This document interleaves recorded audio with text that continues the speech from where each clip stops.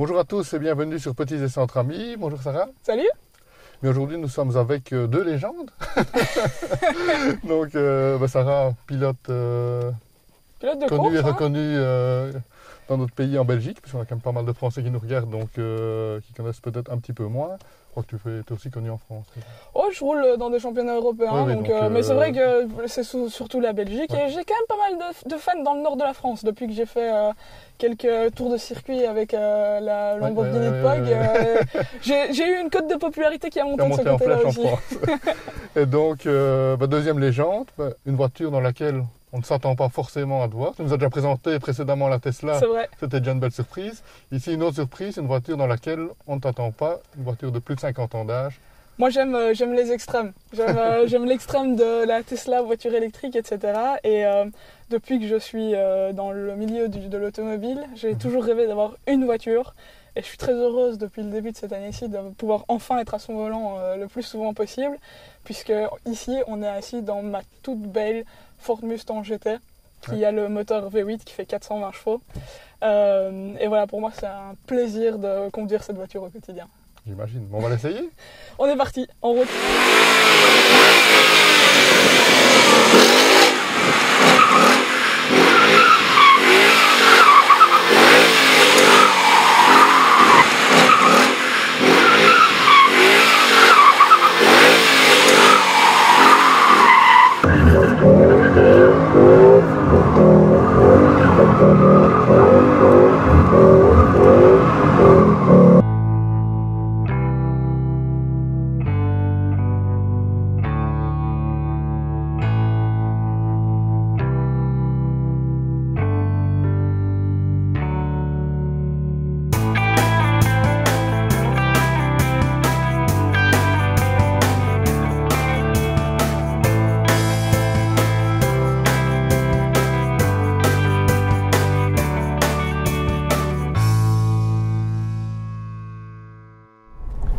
Alors, cette Mustang GT est la première importée en Europe.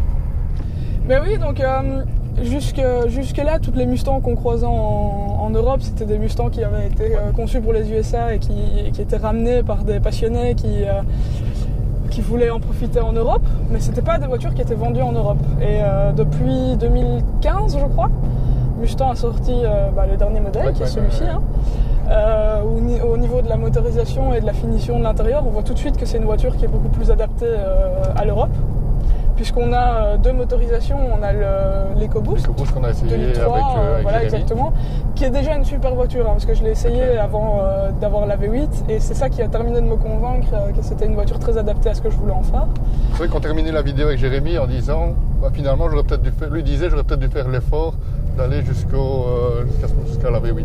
Ben oui, et c'est vrai que le problème en fait, c'est pas spécialement le prix d'achat ou quoi que ce soit. La différence n'est pas énorme, c'est juste au niveau de la taxe. Voilà, au niveau des taxes, évidemment, le V8 en termes de chevaux fiscaux, d'assurance, etc., c'est quand même une voiture qui au quotidien coûte un peu plus cher que l'EcoBoost. Ouais.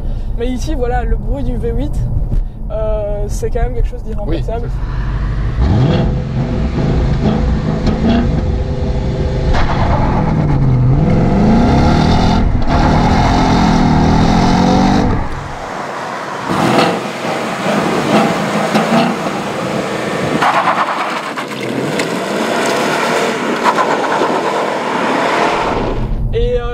Je pense que dans les semaines, mois qui arrivent, il est possible que je fasse placer un petit échappement dessus.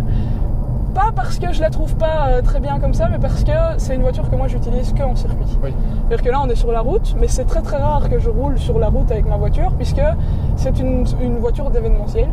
Et donc c'est une voiture, avis aux amateurs, c'est une voiture que je mets à disposition des gens qui veulent aller sur Spa, sur Zolder, etc., passer une après-midi entre amis, etc., et sur laquelle je donne des cours de pilotage en fait.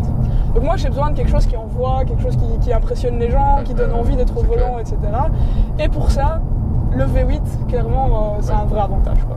Là, par rapport à ce que tu dis, si les gens sont intéressés, ils peuvent me contacter sur ton site internet, sur mon site internet, la page de contact, et je leur expliquerai un peu comment ça fonctionne. Mais en gros, c'est vous qui prenez le volant, moi je suis à côté pour vous donner quelques conseils, etc.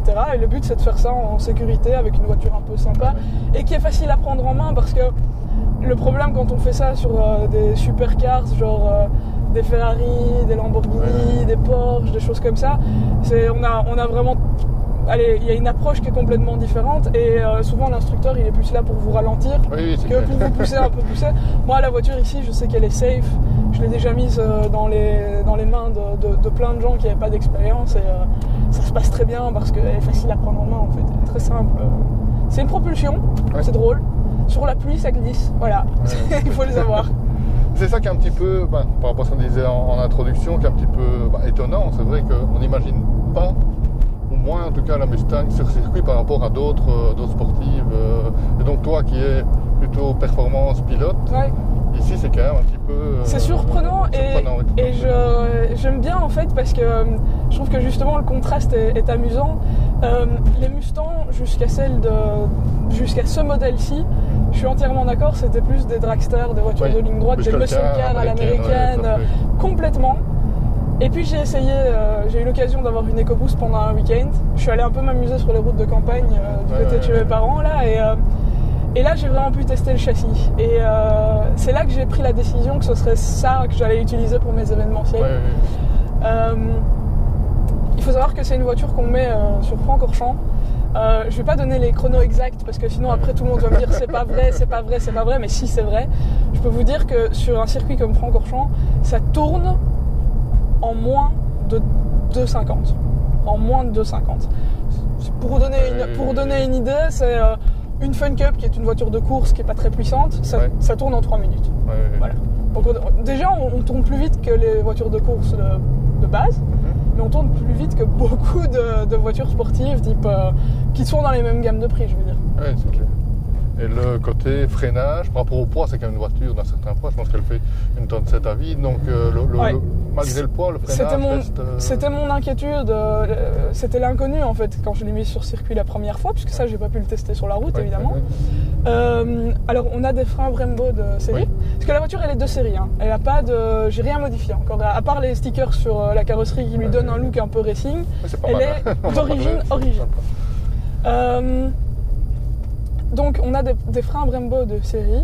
Là la voiture elle a déjà fait 2-3 journées complètes sur circuit et j'ai toujours pas changé mes plaquettes, j'ai aucun problème sur le freinage, la pédale est toujours bien dure, on a toujours le grip initial, donc franchement chapeau à Brembo pour oui parce que ce sont des freins acier, c'est pas des carbone céramique. C'est incroyable, je suis vraiment étonné par la durée de vie de ces freins et leur résistance, donc sur ça... vous pouvez franchement y aller, il n'y a aucun souci et les freins sont ils ont un très bon grip et la voiture freine pour de vrai quand on est sur un circuit, donc aucun souci. Donc au niveau de l'esthétique, est-ce que l'esthétique aussi, tu as eu un coup de cœur esthétique ou est-ce que tu as plus un coup de cœur moteur, châssis, l'esthétique a suivi?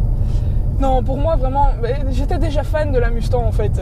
Je pensais pas que ce serait une voiture que j'utiliserais sur circuit, mais je savais que ce serait une voiture que j'aurais un jour. Donc l'esthétique, j'étais déjà... Enfin moi je suis vraiment une amoureuse des voitures à l'américaine comme ça, qui ont une gueule un peu agressive, un peu imposante, etc. Donc moi j'étais déjà convaincu, même par les Mustangs précédents. Après je trouve que... Perso, je ne l'aurais pas prise en noir, comme elle est pour l'instant, parce que je voulais une couleur flashy. Et elle était de stock, c'est comme ça que ça s'est mis, donc je suis contente de l'avoir comme ça aujourd'hui. Mais le rouge, le bleu, le jaune. En jaune, avec des bandes noires dessus, ou quelque chose comme ça.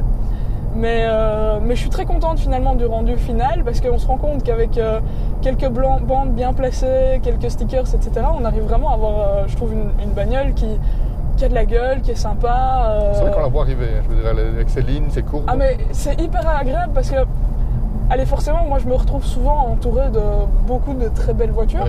Quand je fais des journées circuits, des events avec POG par exemple, on est allé faire le Cars & Coffee à Courtrai.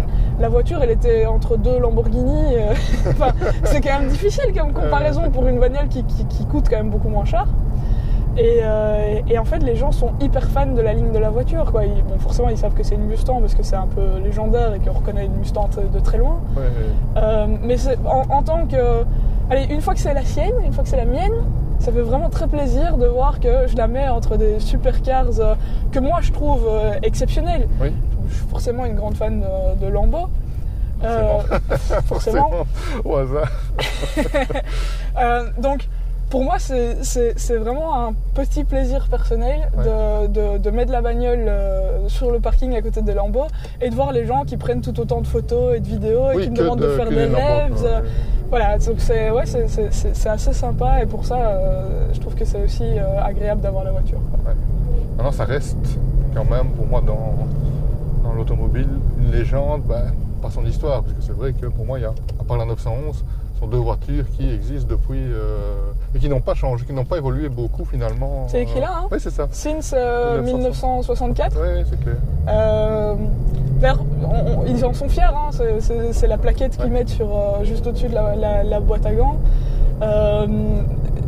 Moi, j'ai eu l'occasion plusieurs fois dans ma carrière de prendre le volant de Mustang, justement des années 60, un peu genre Eleanor, etc.